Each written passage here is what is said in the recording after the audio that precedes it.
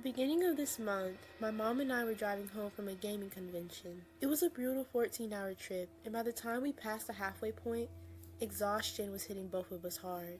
Around 10 p.m., we decided to pull over at a gas station right off the highway to rest for a bit.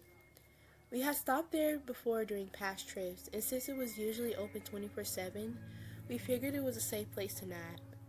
We parked, locked the doors, and tried to get some sleep. A few hours later, I woke up and noticed my mom was already awake. She looked tense and immediately told me we needed to get back on the road. When I asked what was wrong, she said she explained as we were driving. She told me she had woken up about an hour after we fell asleep to the sound of someone trying to open the driver's side passenger door. She stayed completely still, listening, unsure of what to do. After a few moments, she turned on the interior light and the noise suddenly stopped. She never saw anyone standing there, but she did notice something unsettling.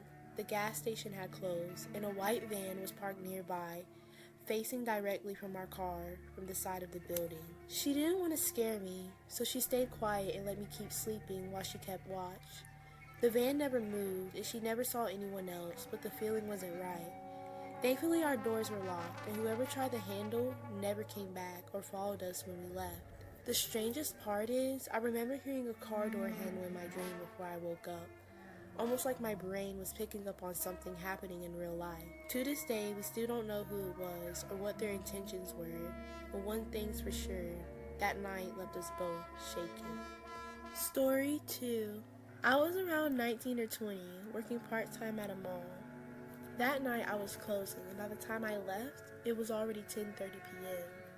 The parking lot was mostly empty, and everything felt quiet in that eerie late night kind of way.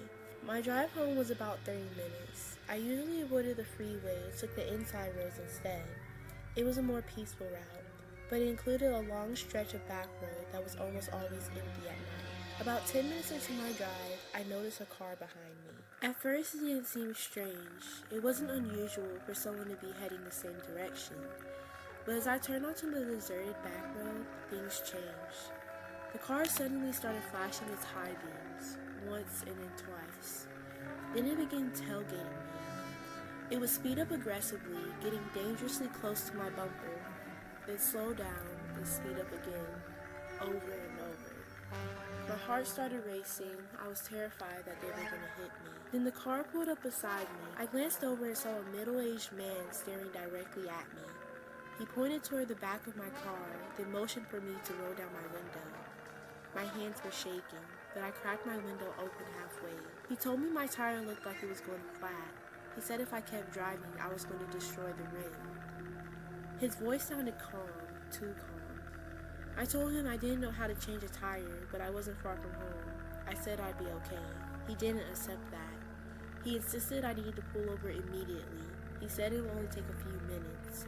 He kept saying he could help me. That's when the fear really set in, because my car felt completely normal. There was no pulling, no shaking, nothing felt wrong, but he kept pushing. Something deep in my gut told me not to trust him.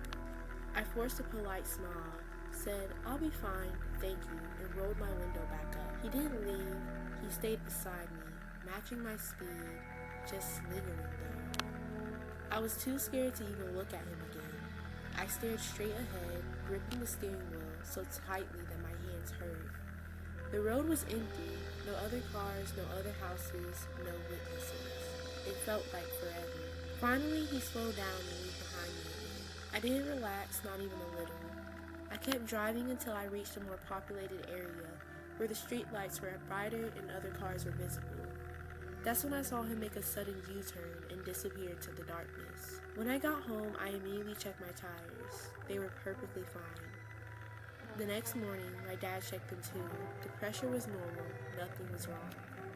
There had never been a flat tire, which means he lied. I don't know if he followed me from the mall. I don't know why he chose me. But I do know one thing. If I had pulled over on that empty road that night, I don't know if I would have made it home. Story 3. This happened to me last spring, and it's one of the few times in my life where I genuinely felt trapped. I was driving alone from Minnesota to Iowa for a music festival. I left Thursday night because I prefer driving when the roads are empty. and I wanted to arrive early enough to get a good camping spot. Everything was going smoothly. The highway was quiet, and I was about 2 hours away. That's when I realized I needed to use the bathroom, badly. If you ever driven through the long stretches of a rural interstate, you know how isolated it can be. Gas stations are rare, and most of them aren't even open after midnight. So when I saw a sign for a rest area coming up in 2 miles, I felt relieved. I pulled in. There were only about 3 other cars in the lot. The place was still quiet, still, too still. Nothing looked obviously wrong, but I felt it. That strange, unexplainable unease in my stomach. The kind that makes you hyper-aware of everything around you. Normally I listen to that feeling, but I really had to go. Before getting out of my car, I grabbed the small taser my little brother had given me. He knew I traveled alone a lot and wanted me to have something to protect myself. I slipped it into my hand and hurried inside. The restroom was empty. I went into a stall and had just closed the door when I heard someone outside. A man's voice. He was yelling something, maybe babe, maybe a name, but it was slurred and aggressive. There was something off about it, something unstable. My heart immediately started pounding. I stayed completely still, hoping he would leave. Instead, I heard the main door to the women's restroom slam open, hard. Heavy footsteps entered. He didn't check any other stalls. He came straight to mine. Then he started mumbling, his voice low and erratic, right outside my door. Fear shot through my entire body. I forced myself to speak, trying to sound stronger than I felt. Dude, what the... He cut me off. I'm looking for my girlfriend, he said. My grip tightened around the taser. You don't know me, I yelled. Get out. There was a pause. Then he asked my name. My blood ran cold. Why would he ask me that if he was looking for someone else? Before I could react, he grabbed the stall door and started shaking it, hard. The metal rattled violently in the frame. My hands were shaking, but I raised the taser and pressed the button. The sharp, violent crack of electricity filled the small bathroom. Get out, I said. There was silence. Then suddenly, he started apologizing over and over, his voice panicked now. His footsteps quickly retreated, and the main door opened and closed, and I didn't move. I sat there, frozen, listening for any sign he was still outside. I stayed in that stall for nearly 10 minutes, trying to slow my breathing, trying to convince myself he was really gone. When I finally walked out, the building was empty.